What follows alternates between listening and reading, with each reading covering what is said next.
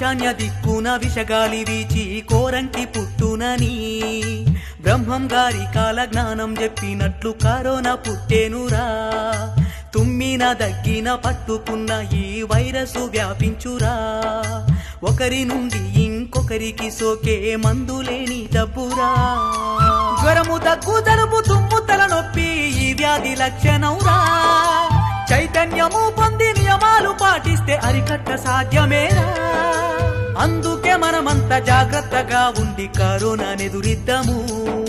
Corona వైరస్ను తరిమి కొట్టే బాధ్యతతో మెలుగుదాము. ఎక్కడిది పాడు రోగము మనుషుల్ని వణికిస్తూ ఉందిరా.